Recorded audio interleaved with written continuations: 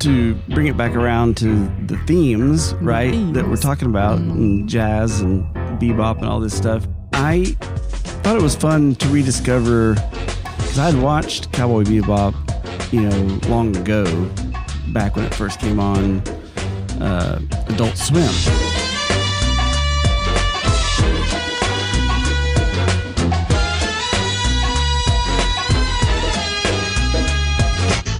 Which we'll touch on that in a little bit, but I don't know, that idea of those theme songs, it was kind of interesting, that journey that it went on, were you as interested back then about theme songs? Like, did that capture your interest in terms of the anime specifically? I don't think it did, because it seemed like it was at about the same time that, and maybe it was a little earlier than that, but like around when Lost came out, and they were like, they kind of said, don't worry about the theme song. Remember? It was just that little... Where they would have, a lot of just ambient sounds, but not necessarily music all the time. It was just one ambient sound, the same sound every time. That did that little thing. That was it. And it only lasted like 5 seconds or whatever, and that was their theme song. Yeah. And I felt like that was about the time in the early 2000s where people were like, all right, we've been doing themes for a while. We're kind of tired of it. Don't worry about themes anymore. Yeah. And then...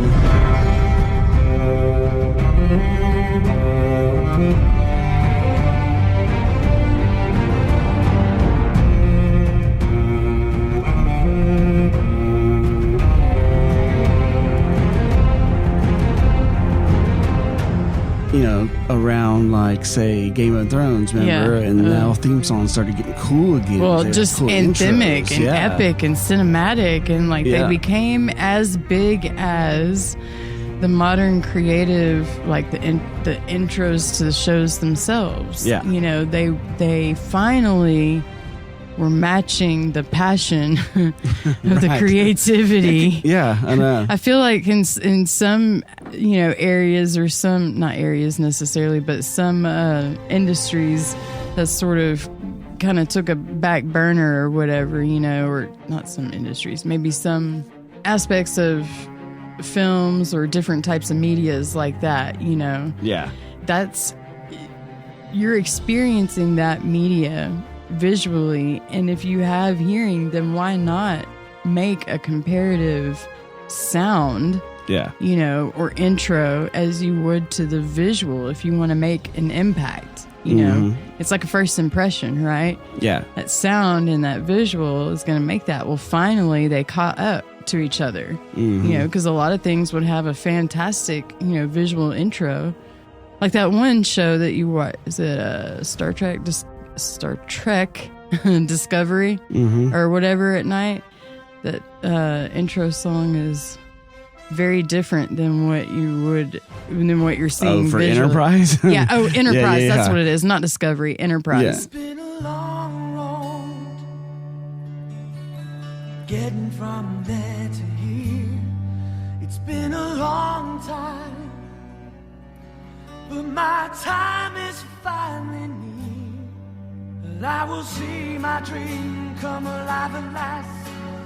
I will touch the sky, and they're not gonna hold me down no more.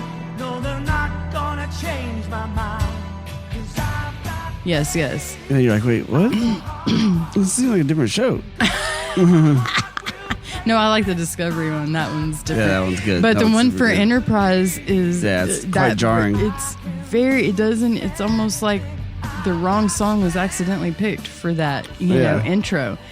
And finally now we've kind of, I feel like... I asked for juxtaposition, not indecision. That's what it feels like. But finally we've caught up. And this is part of what's exciting about, the anime. Yeah. Well, and so... But I was just curious if that was always an interest for you, specific to anime, or if that came later on. I don't think it was right at the beginning. And then once I understood that for a lot of anime, it was a big deal. Like in Japan, the anime opening themes, and like those artists go out and will perform those things because it's so big, As we saw in that quartet that we went to see. Oh, right. The Lo Stesso String Quartet.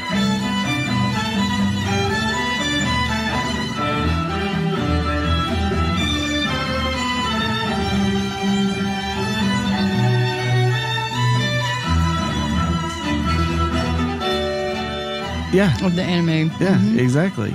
Songs. and so once I discovered that, I was like, oh, okay. And then I think I started paying attention a little more to it. Like it was an actual part of the story, too. Mm-hmm. Well, and also what's funny about that is really Ghost in the Shell. I'm a soldier,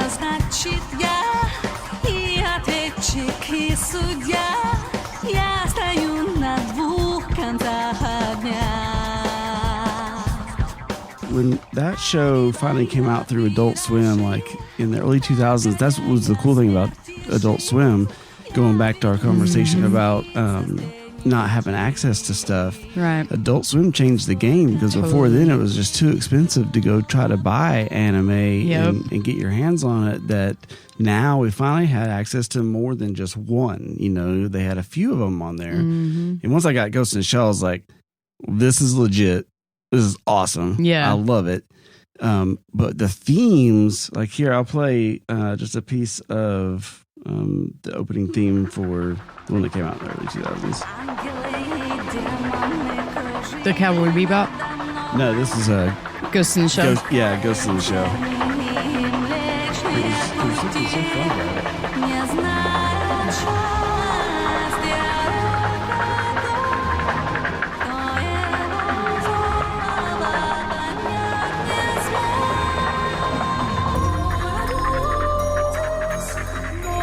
Almost has like a Middle Eastern it's an or Russian or like what? It might be a mix.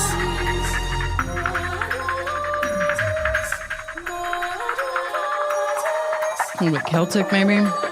Yeah.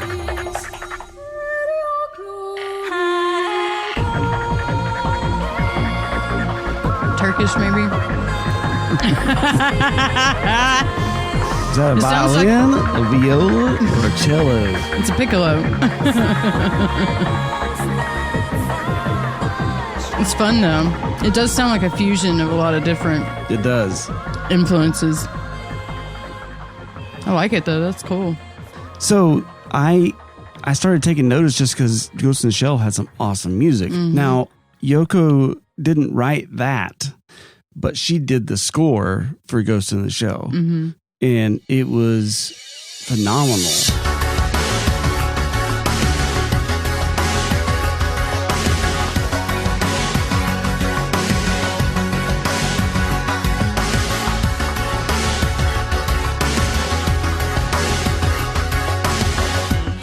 For the movie? No, for the show. Oh, the show. Yeah, for the anime. I don't know if she did. They might have brought her back for the anime, for the movie too. I have to look at that. I bet she did. But it was one of the first ones I watched where like I took note of the score too, or I was like, this is outstanding. It's great. Well, I say first ones. I didn't have that many to watch. And outstanding, before. like literally, like it stood out. Yeah. Like it captured and, you know, interest. Wrapped you up. Yes.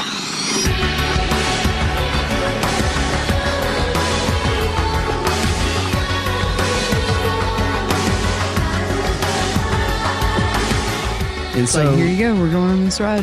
Yep. And so to answer your question, I think around that same time, the themes and just score in general, I really started taking a real big interest into, and that might help fuel some of the interest in score now, to be honest. Yeah. Because I started just realizing that, this is animation, but these people are brilliant composers, like the scores that they come up with.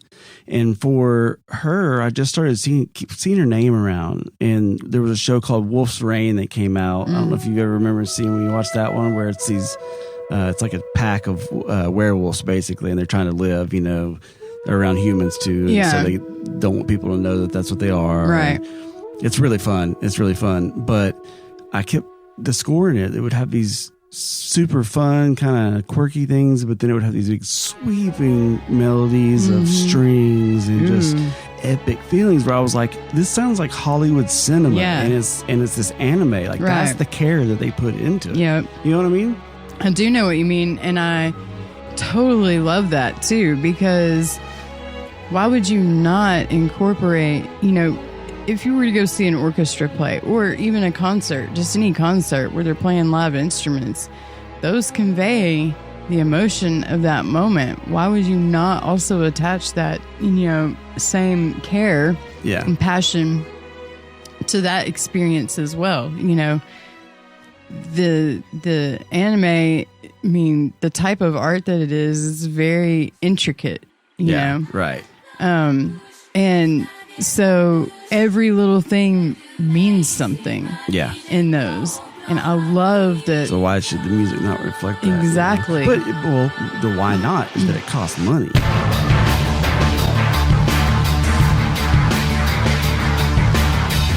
Well, that's these true. Are people that know what they're doing. They're not. Well, and with the digital age so good. And technology now, the production, you know, the cost of production, the capital is far, you know, less, because now you can do more without necessarily. Yes, obviously live is better, but you can do more with being able to, you know, make the layers happen. You don't have to hire people necessarily to play specific parts for you, or, you know, come in and play pieces just so you can hear what it sounds like. Like now you have a computer or a keyboard that you can program specific ways, and you can be, your just creativity level is going to explode at that point. Yeah, absolutely. And it's, you know, whenever that one came on, I think that's when her name started really popping up for me. Within Wolf's Rain, and there was the closing song, right? The closing theme. Mm-hmm. I'll play a piece of it. Like the outro or whatever. Yeah. And I think it's so funny how there's so many things throughout doing this podcast that we start to realize that really do stem from childhood, like little things that lock you into an idea. Like Robert Anton Wilson's reality tunnels, right? Like imprinting and all that stuff.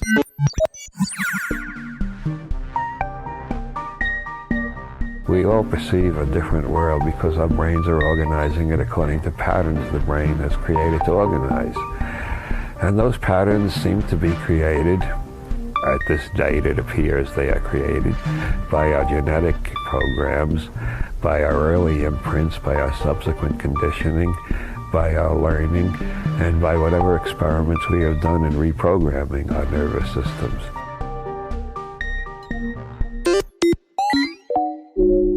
Just that you don't even realize obscure ideas too, you know, like just little things like this. Mm-hmm. Like, okay, so listen to this. Listen to how this theme song starts. This is the theme song for Wolf's Rain. It sounds so. I feel like I've seen that. I would definitely like to watch it again. All right, particularly listen to how it starts. The piano in it, I think, or something like that. Well, it's going to do some strings for a second. I'm okay with that. And you can't ever argue with that. It's going to do some calming strings first. Fuck you! Turn that off! Never said anybody. But anyway, when the song starts, ready?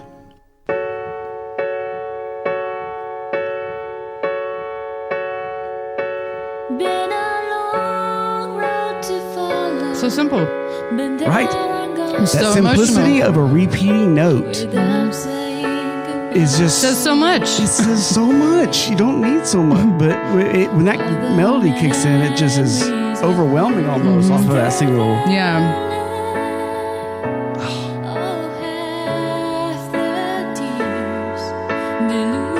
Plus, it's good too. Yeah. Right? I mean, it's good. That part right there where it goes. Doo, doo, doo.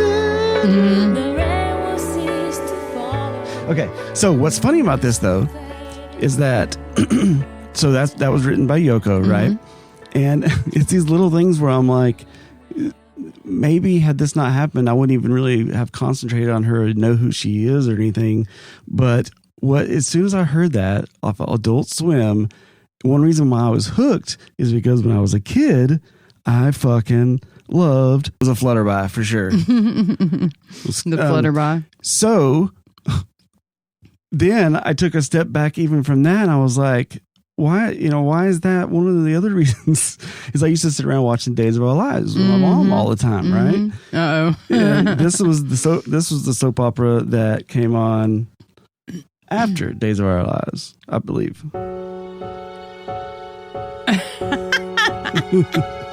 That's hysterical. Which one is that? Young one? and the Restless. The Young and the Restless. There was that. As the World Turns. Yep. And then General Hospital. Yep. There's a lot of soap operas. But yes. That's all that same pattern. How funny. That back and forth. It does sound very cinematic, though, now that I hear just this. Yeah. That little, first of all, at the beginning, it's just that one note repeating. Mm-hmm. And then when it does the back and forth thing, just like Cold as Ice. That's so funny. Yes. So that's your lullaby. It is. It is. One of them. I think it's the same reason I liked this song. How did you find all these? I just thought of them when I heard it. How many times have I sung this song to you? I know. That's so funny. That same simple little repeating pattern. And I never realized that before either. That's so funny. And what I think is fun about that too is I feel like from some of the things I've read and watched of her, is she seems to take that same kind of approach too, like wrapped up in all this fancy jazz and cool, like complicated stuff. Classical. She keeps it real simple. She doesn't overcomplicate it. Yes. For no reason. Yeah. Like, is there a reason? And she approaches. I think you maybe saw that in that little behind the scenes making of when they're talking about doing the reboot. She a lot of times she doesn't just go write score like some people. She wants to wait and see the scene and write something for that scene specific. And sometimes it'll feed back and forth. Like the directors will be like, "I love what you're doing there," and they'll tweak something, or it's a back and forth process. But she doesn't overcomplicate it to begin with. It might get complicated for fun, right? But anyway, I love that that's because her approach. Even her voice was uncomplicated. I know. Like her whole way, her whole vibe, and it's kind of very zen. Yeah. But she takes the kind of less is more approach, where until obviously the additions of the fun stuff Which later. Is funny. Think about the theme song for Cowboy Bebop, and it's very complex, right? But it's based on that bass line, which is just kind of simple in what it is. But it's based on the emotion too of the scene. Well, yes, exactly. Not just the emotion, but also like what's going on in the scene. Because if you don't, and I will always wonder that about composers too, writers, that like if you don't know, especially for visual media, if you don't know what you're writing and someone just gives you a prompt like this emotion or gives you a description of the scene, but you haven't seen it yet, like I would find it, I think, I've never tried it, but I think I would find it difficult to write like that. Yeah. If I was writing for a visual media, I feel like I need to visualize that. I need to see this. I need to consume this media. I need to feel this media. Yes, the other input is important too. I need to hear that too. Give me that. But isn't that what's so fun about art? It's so interpretive. It gives and takes though too. Like you can say that you would rather do it that way, right? But what happens with that director wants to build the scene around a feeling? If you think about one of our favorite scores ever, Interstellar, Hans Zimmer. I absolutely agree.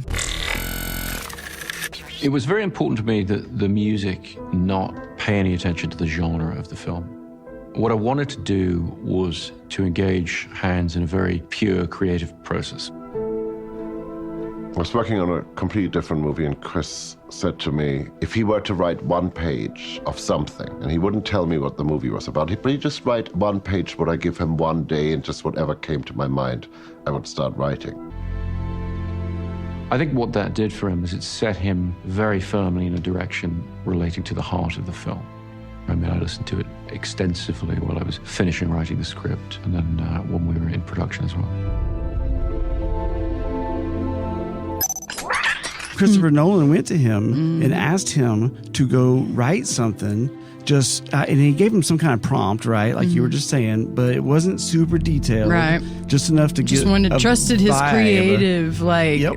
And he went and sat down at that big ass organ and came up with Interstellar, and it's so phenomenal good. And so simple. And it works though for the movie so well, because now Christopher Nolan had something to shoot to, kind of. So it's interesting that symbiotic process of that. You don't see that as much though. I think most of the time they score to the scene, I'm sure. It requires a lot of trust because you have Hans built that, so. Yes. But I'm just saying, like, what have you done again? Can I see your portfolio? He's like, $2 and it only transports matter. Yeah, right. What? This is brilliant. You're going to question this? But yes, I know what you're saying though. It's big time trust. I mean, and I guess that's where cost factor can kind of come into play. But the thing is like, if you trust the composer, right, or if you have a certain appreciation for a specific composer,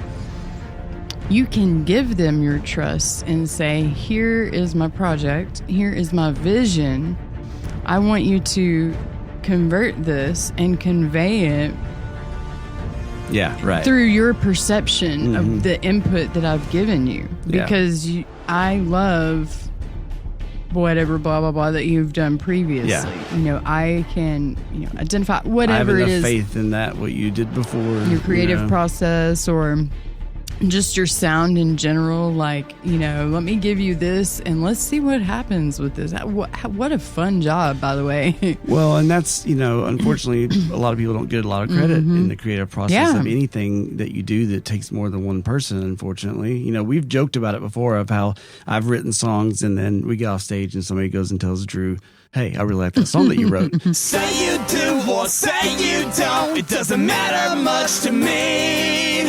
I'm so beyond the breaking point that I cannot feel a thing. But just maybe you can save me. If I wake up, will we make up? I don't wanna hurt, but I don't wanna be alone. Well, it's because you have to have kind of a funnel, but at the same time, there's always more collaboration to what you think is going on. Right. We get so fixated on this director directed that thing, and isn't that great? And well, yes, it does take that. I'm not taking anything away from them. However, every piece of that puzzle that they brought in there, who your cinematographer is, your composer, your set designer, your prop designer, all those things matter. All that matters. It's Makes all a creative process. Impact. And if one part of that fails, then it is not a smoothly rolling wheel. And I think that's one thing that I was about to say. And I think that's one thing that makes Star Wars really cool. I was like, in any conversation at any given time, I can just tie it back, because George Lucas did that. He forgot we're not doing a Star Wars podcast. He was the creator, funny. But the reason why so much about Star Wars is because he gave so much props to all the people around them that were helping doing all this, legendary new stuff at the time, right? Anyway.